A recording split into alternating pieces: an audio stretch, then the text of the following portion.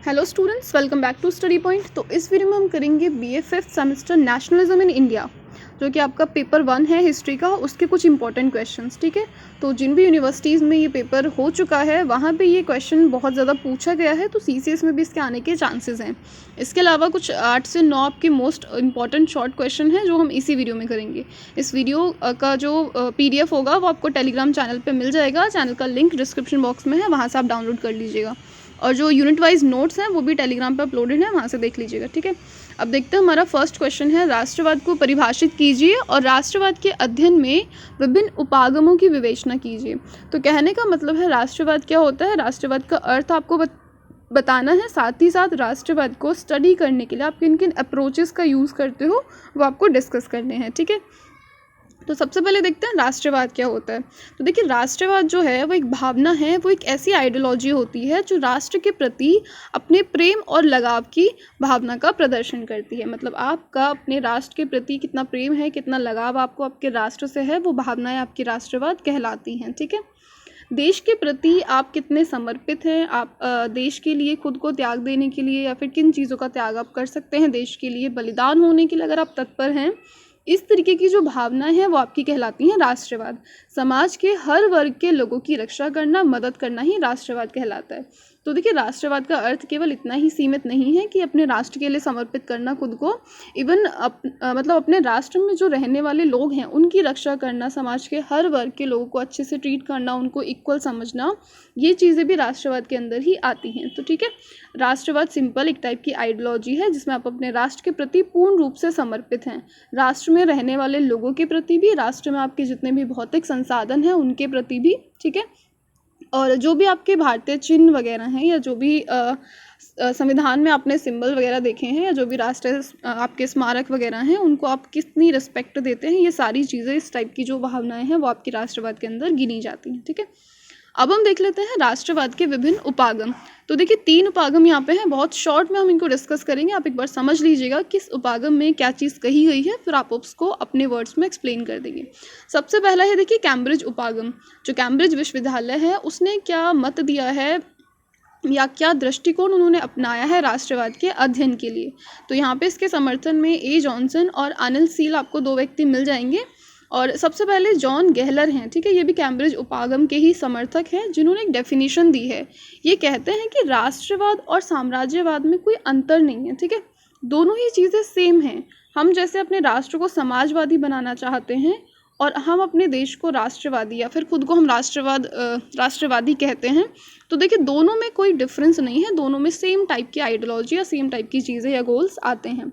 कि यदि भारत में औपनिवेशिक काल नहीं आया होता तो यहाँ के जो लोग हैं वो राष्ट्रवादी नहीं हुए होते या राष्ट्रवाद को नहीं जान पाते, ऐसा कैम्ब्रिज विश्वविद्यालय के समर्थक या कैम्ब्रिज उपागम के जो समर्थक हैं वो कहते हैं। ठीक है, इनका कहना ये है कि हमारे यहाँ पे औपनिवेशिक काल या ब्रिटिश काल का आना भी बहुत महत्वपूर्ण था। अगर वो काल नहीं आया होता, अगर ब्रिटिशर्स नहीं आए होते, तो जो भारतीय लोग हैं वो कभी भी राष्ट्रवाद को नहीं जान पाते, क्योंकि वो ब्रिटिशर्स की जो कुरीतियाँ हैं, जो नीतियाँ थीं, उनसे काफ़ी ज़्यादा परेशान थे और उनसे बचने के लिए या फिर उनसे दूर जाने के लिए ही उनको अपनी स्वतंत्रता की अहमियत समझ आई। वो अपने राष्ट्र के प्रति प्रेम को, राष्ट्र के प्रति एकता को समझ पाए, राष्ट्रवाद को सीख पाए और राष्ट्र कल्याण या जल कल्याण जैसी भावनाएं उनके अंदर आ पाई। ठीक है, तो ये कहता है कैम्ब्रिज उपागम। अब नेक्स्ट इसमें दूसरा उपागम है मार्क्सवाद उपागम। ठीक है, तो देखिए इसके जो समर्थक हैं वो सुमित सरकार हैं। तो ये मार्क्सवादी जो है वो पूरे आंदोलन को वर्ग और वर्ग संबंधों में देखते हैं। जैसे कि फ्रांस में जो आंदोलन हुआ था, ये मानते हैं उसकी शुरुआत ना मध्यम वर्ग ने, बुर्जुआ वर्ग जिसको कहा गया है, उसने की थी।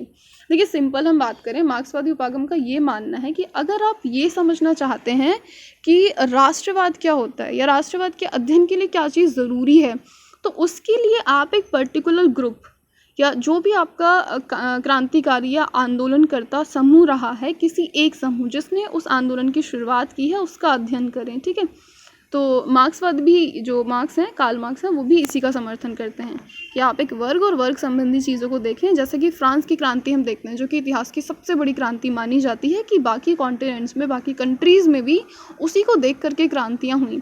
तो उस क्रांति का जो मुख्य भाग माना गया वो बुर्जुआ वर्ग को माना गया। वहाँ का जो मध्यम वर्ग था, सबसे पहले उसने आवाज़ उठाई और उसके बाद में वहाँ की क्रांति सफल हो पाई और उनको अपने तय उद्देश्य मिल पाए।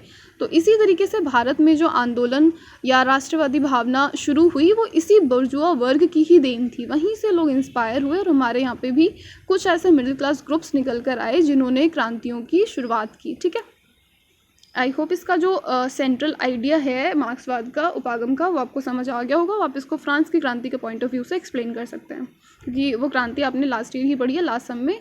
और दूसरा अभी जो आपका सेकंड पेपर है वर्ल्ड हिस्ट्री, जिन लोगों का भी टाइटल है पेपर 2 का, वहाँ पे भी आप ये फ्रांसीसी क्रांति पढ़ेंगे। ठीक है, अब आता है आपका सबाल्टन स्कूल। ठीक है, तो देखिए सबाल्टन स्कूल की बात करें तो यहाँ पे सबाल्टन होते हैं पिछड़े लोग। पिछड़े लोगों के लिए सबाल्टन शब्द का इस्तेमाल किया जाता है। तो इसके समर्थन है थॉमसन ने क्या कहा है कि जो राष्ट्रवादी स्वरूप है, जो राष्ट्रवादी उपागम का आप अध्ययन करते हैं, उसके लिए आपको क्या चीज़ पता होनी चाहिए या फिर उसमें क्या चीज़ें इंपॉर्टेंट हैं। तो वहाँ पे इन्होंने लिया है किसान और मजदूर लोगों को, जो पिछड़े वर्ग हैं, मतलब समाज के पिछड़े वर्ग पर रहने वाले जो लोग हैं, उनके दृष्टिकोण की बातें करते हैं। किसान, मजदूर, पिछड़े वर्ग के लोग, उनको इन्होंने महत्व दिया है। कुलीन या मध्यम वर्ग के लोगों को इन्होंने महत्व नहीं दिया है, क्योंकि कुलीन वर्ग या मध्यम वर्ग, उनके सामने हम देखें तो एज सच कोई बहुत बड़ी प्रॉब्लम नहीं थी ब्रिटिशर्स की पॉलिसीज़ से, या फिर फ्रांस में देखें तो वहाँ पे राजा की निरंकुशता से उनको किसी भी टाइप की समस्याएं नहीं थी। मतलब वो एक मिडिल क्लास ग्रुप था, उसके पास सारी चीज़ें एज इट इज़ थी।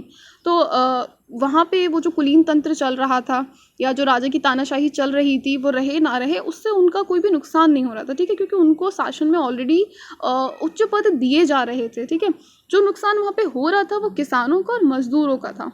तो बेशक हम ये भी देखते हैं कि जो मिडिल क्लास ग्रुप है उसी ने किसानों को और मजदूरों को एक तरीके से मोटिवेट किया उस क्रांति के लिए, फिर उसमें उनको शामिल किया। बट जो मेन एम्फेसिस ये करते हैं सबाल्टन स्कूल उपागम, ये किसानों और मजदूरों पे ही करते हैं कि यही लोग शुरुआत या फिर यही लोग माने जाते हैं कि जो क्रांतियों की शुरुआत के लिए उत्तरदायी हैं, जो हमें राष्ट्रवाद की ओर लेकर गई हैं। ठीक है, तो ये 3 हमारे उपागम थे और ये राष्ट्रवाद की परिभाषा थी। आई होप ये क्लियर है, आप इसका लॉन्ग आंसर ईजीली लिख सकते हैं। अब देखिए यहाँ पे क्योंकि क्वेश्चन काफ़ी लंबा हो गया ये, तो बाकी के जो शॉर्ट क्वेश्चंस हैं वो मैं नेक्स्ट वीडियो में डिस्कस करूँगी। इस वीडियो का जो सेकंड पार्ट है वो प्लेलिस्ट में ही आपको मिल जाएगा।